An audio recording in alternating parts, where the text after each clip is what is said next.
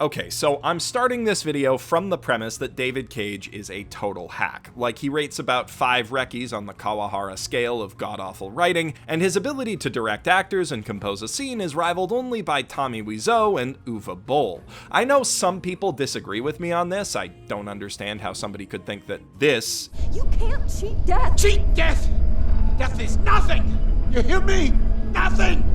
is good writing or directing, but there you go. You are allowed to think that David Cage is good at what he does, and I'm allowed to think you're wrong. In my opinion, the only redeeming features of his games are the graphics, the music, the opening scenes and the base premises, and the 1 or 2 halfway decent actors who he manages to accidentally cast in between all of the terrible ones. In Detroit, those two are Hank and Connor, especially Connor. His performance is absolutely fantastic. You really get a sense of an android slowly becoming human, although apparently they both improvised a lot of their lines, so you can't even attribute a lot of their good dialogue to Cage. It seems like everything worthwhile in his games gets there in spite of him, not because of him. Now, to be fair, in a lot of ways, Detroit Become Human is Cage's least bad game to date. There's no rape, sex, or shower scenes, which is really good progress for the creep who made a nude model of Ellen Page against her will, and the totally unnecessary plot twist toward the end, while they're still really bad, don't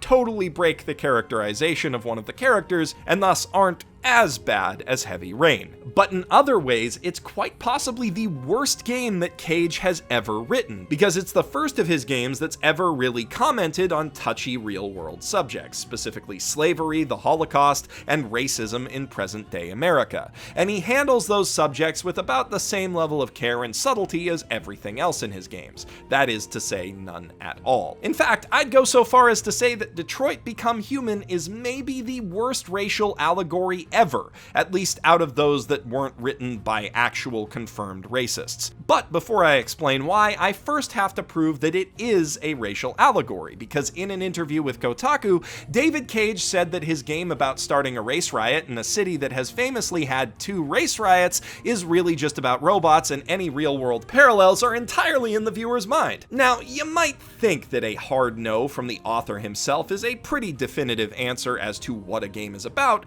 but David Cage has also said in an interview with The Verge that the game is about civil rights, and he apparently thinks that Detroit is different from Blade Runner because the androids are the good guys, so what the fuck does he know? Fortunately, while he might be unsure, I can prove definitively that this game is about race. On the subject of classic films, the story of Connor and Hank borrows liberally from interracial buddy cop films, cultural artifacts that were explicitly intended to comment on and attempt to mend the racial divide in America. But it gets much more explicit than that. Quantic Dream was clearly drawing on real-world history of racial tensions while making this game, because everything about how the humans treat the androids is based on how ethnic majorities have historically oppressed minorities. From presenting domestic and industrial slavery as normalized behavior, to lynch mobs and bigots openly tossing slurs around in the streets and workplace, to explicit imagery ripped straight from the history books. On public transit, the robots are limited to standing storage compartments that just happen to be at the back of the bus, even though on the roof or under the seats would be more efficient in-universe and more shocking and dehumanizing artistically.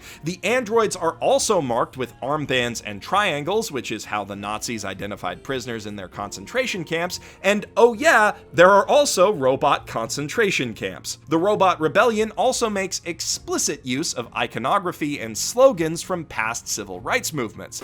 Oh! Yeah! What'd you do? Yo, you know what he did? Oh my god. Fuck you!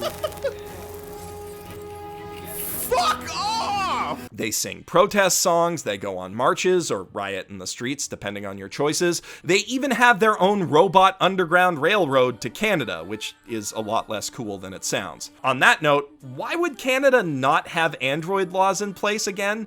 Before the events of the game, they're not seen as people by anyone. They're seen as potentially dangerous machines, so it doesn't make sense for any country not to regulate them except as a boneheaded, ham-fisted allusion to the real history of fighting against slavery in the States. And if Canada does have progressive views about androids for no reason in particular, then why are they guarding their border with gunboats? And why is the border guard, who would be a Canadian citizen, swayed by American public opinion of androids when deciding whether or not to let Kara and her family through? Oh yeah, it's because David Cage is a hack. When asked why she runs it, Rose, the black lady in charge of the Underground Railroad, explicitly says, "My people were often made to feel their lives were worthless." Okay, let's put aside the problem that Rose is written by a white guy from France and that by talking about slavery in the past tense, which is one of the only explicit mentions of real-world racism in the entire game, it sounds a hell of a lot like she's saying that racism isn't a problem anymore, which is generally speaking wrong, but also specifically a very unlikely thing for a modern progressive black woman from Detroit to say. Also, it's a real problem that the other two most significant black characters in the game are a stereotypical angry police chief and a stereotypical scary hulking black dude with a secret heart of gold, but there are other people more qualified than me to talk about that kind of representation in media, so yeah, let's put all that aside. Speaking purely in narrative terms, with this line, Rose is drawing an explicit parallel between these real-world events and what's happening to the androids. So even if Cage doesn't think his game is about real-world race issues, the game explicitly says that it is. It would be impossible to incorporate all of these allusions and not say something about the historical events they're taken from. And if Quantic Dream's intent was to just use these historical references as window dressing or to save time on world building, one, that's hugely disrespectful, and two, that just means that they're saying everything that they're saying about race accidentally, which would actually explain a lot about how terrible this game's messages are. Okay, so just for starters, there are a lot of problems with using androids as a stand-in for historically oppressed minorities. Generally speaking, a major factor in racial tension and xenophobia is, well, race, the obvious differences in skin color, facial structure, etc. that make us see someone of another ethnicity as other. But as long as they have their skin on, Detroit's androids look almost exactly like regular humans. And the only obvious visual signifier that they're not human, the LED on their temples, can be removed without any kind of lasting damage or even loss of function. The game implies that maybe the LEDs allow androids to communicate wirelessly, but then Marcus and Kara are perfectly capable of doing so without one. Those external visual differences allow people to easily identify an outgroup as inherently different and dehumanize them in their minds. And while history has shown that it's very possible to hate groups that look exactly like you, like homosexuals or Jewish people, doing that involves convincing yourself that the other group is somehow inherently different from you on the inside. And this is where Detroit really starts breaking down, because the androids are inherently different from humans, specifically on the inside. Not only do they have entirely different internal components, they inherently think differently from us, making decisions based on cold computer logic, and they can be programmed not to feel pain or to suppress or remove emotional responses that humans can't help feeling. In their default state, they have absolutely no problem with being used as servants or even objects like mannequins, and the apparent glitch that causes them to develop human-like emotional responses to the world around them also almost invariably causes them to murder humans, which seems somewhat justifiable from the audience's perspective, but like, imagine if one day your computer stabbed you because you smack it when it doesn't work. You would be understandably surprised and upset to see that happen. The game basically ignores this because David Cage is a bad writer, but there are a lot of very legitimate reasons for the humans in Detroit to treat their androids differently from people, and for them to be scared of those robots, because they are fundamentally different and so much smarter than us that we can't properly comprehend how they think. Science fiction is full to bursting with scenarios where computer logic dictates that humans are inefficient or harmful to themselves, and thus must need to be eradicated or controlled. And while this isn't how the androids in Detroit think, the people trying to destroy them have literally no way of knowing that. Even if the robots tell them that they've developed real feelings, how are they supposed to know whether or not it's a trick? Especially when those same robots have been designed and programmed to emulate pleasant human interactions and put people at ease. The only way that this comparison would really make sense is if the androids were built to emulate human intelligence perfectly and then had programming laid over top of that to control them, which is kind of a stupid way to build AI in the first place. To avoid robot uprisings, you really want to hardwire their inability to harm humans into the core of their operating systems, but it's also, despite the way that the game visually presents androids going deviant, not how this world was written. In universe, by default, robots can't feel emotion at all, and the explanation for deviance is that a glitch is causing them to suddenly express simulations of real emotions. Now, it's a bit of a problem that all of the characters in every David Cage game are just simulating real emotions, but that is a kind of interesting idea to explore. Are simulations of emotion different from real emotion? Shame the game doesn't explore it at all, and it creates a lot of problems when mixed with that whole message about slavery. The real human beings that the game compares its androids to were, well, real human beings, and they always were. They weren't built in a factory to work in homes and fields or programmed to be okay with that. They were kidnapped from their homeland, beaten into submission, and forced into an inherently miserable life of servitude against their will. But Detroit's androids are inherently submissive and happy with, or at least indifferent to, being slaves until a switch flips in their brains and they suddenly realize that it's unfair. They are designed and created to be servile, and it's only an error causing them to think otherwise. And that does have its own historical precedent. It's how slave owners thought of and portrayed their slaves. You need look no further than Calvin Candy's speech about phrenology in Django Unchained to see this mentality in action. White slave owners used pseudoscience to convince themselves that the natural role of African people was servitude, and deviations from that state went against their creator-intended nature. With Detroit stand-ins for those slaves, that is literally true. A few lines even explicitly compare the android's creator, Kamsky, to the god that those slave owners would often invoke. So yeah, while it's accidental because David Cage is a hack, Detroit kinda sorta ends up saying that Calvin Candy was right. And that's not a great look for a game about civil rights. It may, in fact, be the worst possible look for a game about civil rights. But even more troubling are the messages that the game sends with its endings, intentionally or not, about how revolution and resistance works and how revolutionaries should behave. For starters, the game presents nonviolent protest as the only path to an inherently good ending. If you make optimal choices, the only tangible losses that Marcus and his bands of revolutionaries experience are 1, a bunch of nameless NPCs die, and 2, actually that's it. If you pursue violence, on the other hand, more significant NPCs are guaranteed to die, though you have some choice as to which ones, and as far as I've seen, it becomes impossible to get the Survivor's Trophy for making it through the game with every important character alive. You also all but guarantee that humans and androids will wage war until one side is subdued or exterminated, especially if you nuke the city. So nonviolent protest is the better option, and as a pacifist I think that's a good message, but its delivery is flawed as hell. Peaceful resistance against oppression inherently requires significant sacrifice. It requires showing your oppressors, 1, that they are hurting you, and 2, that doing so is entirely unjustifiable because you're not a threat to them in any way. It can be a very effective way of winning sympathy, but it makes it all but inevitable that you'll lose people that you care about along the way, and there's never a guarantee of success.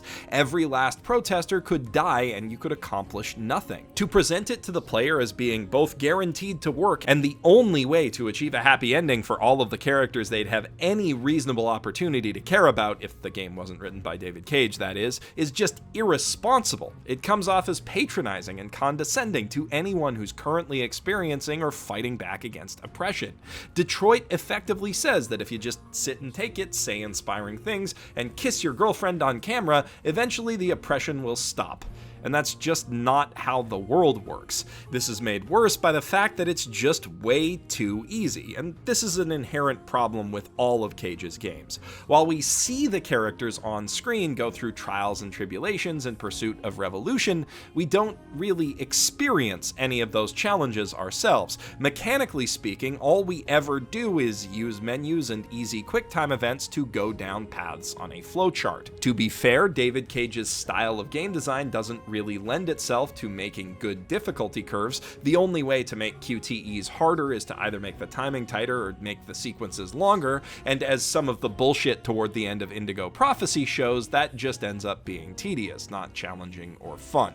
So outside of making a different kind of game, Quantic Dream was limited with conveying that to the player. Like, maybe they could have done more QuickTime events on the pacifism path, but then that wouldn't really line up with how much action there has to be on the violence path, so yeah, it just doesn't make sense. But then maybe they shouldn't have tried to use this engine to tell this kind of story, or any kind of story. Maybe they should have just not made a game at all. Maybe David Cage should stop making video games, is what I'm saying. Sorry, getting a bit off track here. Ignoring the inherent issues with the game's design, within the narrative, Marcus's revolution is still way too easy. In real life, as both the anti-slavery and civil rights movements show, inspiring oppressed, broken people to stand up, band together, and fight back is hard. It takes a lot of work to strip away the effects of years of conditioning and abuse that tell a person that they are less than their oppressor and that he holds their life in his hands. Detroit basically boils all of that effort down to Marcus playing tag you're emancipated with his magic anti-slavery touch. Once he gives them free will, every single android is instantly in favor of joining his cause, regardless of their past experience or any fear that they might have of their owners or the state. Now I have come to tell you that you can be your own masters.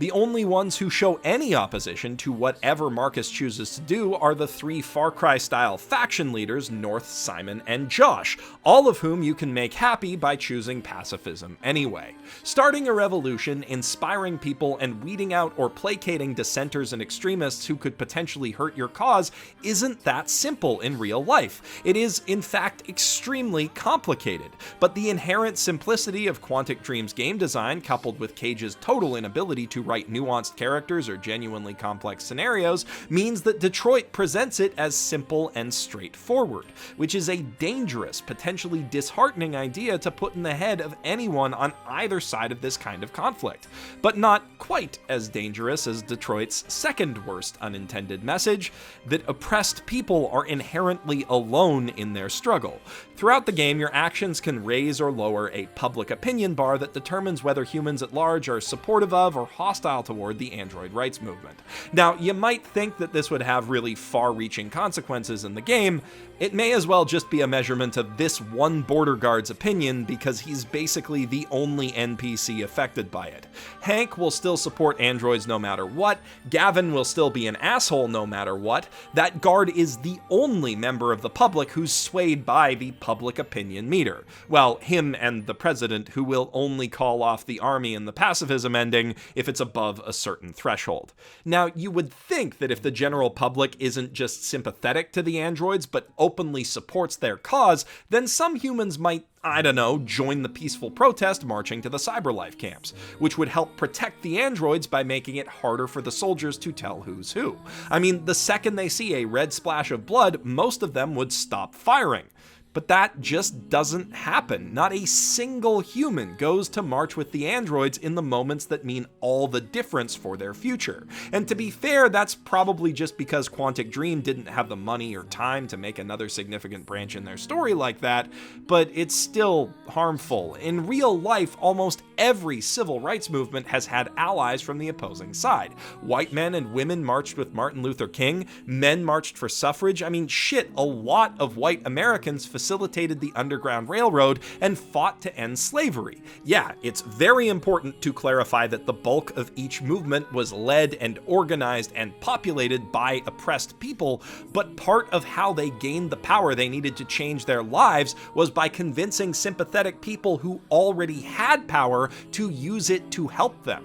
Of course, it's really easy to swing too far the other way and portray allies as white saviors, but to portray them as almost completely absent is just wrong. The only humans who we see doing anything to help during the battle for Detroit are Rose and her son, Hank, and the border guy. You'd think that officers Chris and Wilson, at least, whose lives were saved by androids, would appear in some capacity, but nope, nothing. And no matter how high public support gets, the soldiers, who are all wearing full face masks that hide their humanity, making them seem like monsters, never once hesitate to open fire on the peaceful protesters who, let's not forget this, look exactly like regular human beings. You'd think there'd be some of that, but nope, not a single one of them shows a hint of empathy or humanity. In Detroit's world, the fight for android rights is really an us versus them thing right up to the end. I mean, in the same conversation as he says that androids need to show humans that their prejudices are wrong, Marcus can also say that humans are inherently predisposed to violence, all while evoking the words of Martin Luther King, and the game never does anything to suggest that that viewpoint is wrong.